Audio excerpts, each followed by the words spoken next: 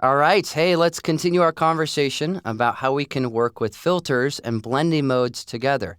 And here, what I want to do is extend the conversation to talk about how we can work with filters so that we have more flexibility, and that is how we can use what are called smart filters. We'll be talking more about smart filters in one of the chapters later, yet here I wanted to sneak in a quick look at smart filters because they really help out when it comes to the combination of smart filters and blending modes together. Well, on this image, what I want to do is I want to create a bit more of a nostalgic look here. So I want to add some noise or some film grain to the photograph.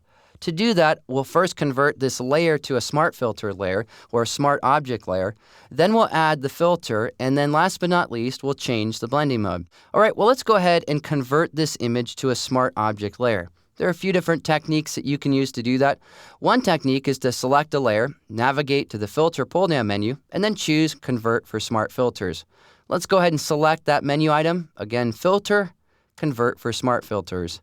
This will tell us that in order for the filters to be re-editable, it will be converted into a smart object. That's what we want to have happen, so just click OK. All right, well, now this is a smart object layer. Next up, navigate to the Filter pull-down menu, choose Noise, and then select Add Noise.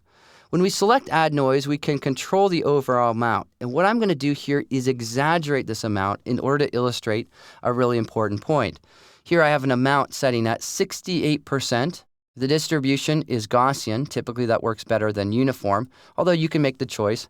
And then you almost always want to use monochromatic rather than having all of the color noise, especially if you want to try to simulate film grain. All right, well, the noise is off the charts, over the top, but I'm going to click OK to illustrate a few things. You'll notice that we now have this smart filter mask. Underneath it, we have the filter which we applied, Add Noise. Well, to the right, we have this little icon here. If you double-click that icon, it opens up blending options. Here we can change our blending mode to any of our blending modes that we've seen before. We're just seeing them in a new location. In this case, I'll choose Soft Light.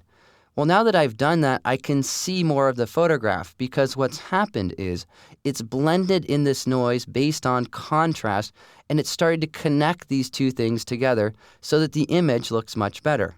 Well, it still, though, needs a lot of work, so let's click OK here now that we have our soft light blending. Well, now that we've changed the blending mode, what I need to do is go back and customize how much noise I actually want in this photograph. To do that, you double-click the filter name, Add Noise, and that will relaunch the filter dialog. This is the benefit of working with smart filters. And what the benefit is that you can continually modify or edit that filter, or you can turn it off. If you apply a filter to a layer, well, you can't necessarily undo that except by lowering the opacity or deleting the layer. You never have access back to the dialog as we do here. So again, just double-click the filter name and then change the amount. Here, I'll drop this down. And I'll drop this down until I see that it looks good.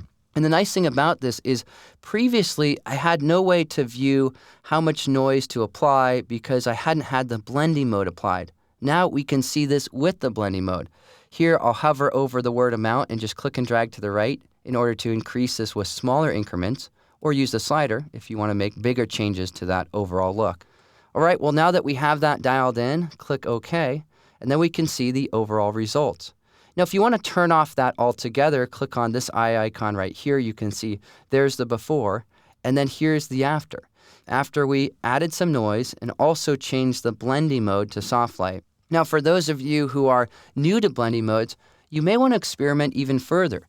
You can do that by double-clicking this icon, going back to your blending mode option, and try overlay. See how that looks. Again, it gives us a bit more of a gritty look. Or we could try hard light. Again, that will create something a little bit different. Or we could try any of these blending modes for that matter. And sometimes what you can discover is that some of the blending modes can help you accomplish looks in pretty interesting ways. With this photograph, and when it comes to adding noise, typically what I've found, I would say 90% of the time, soft light works best. Because here we have nice detail, but we have this overall just interesting noise and look and feel in the photograph. So in most cases, that works well. Yet still, it's nice to experiment so that we can see how the other blending modes work as well. All right, well, here we'll go ahead and click OK. And then I just want to walk through our steps one more time so that we make sure that we really have this.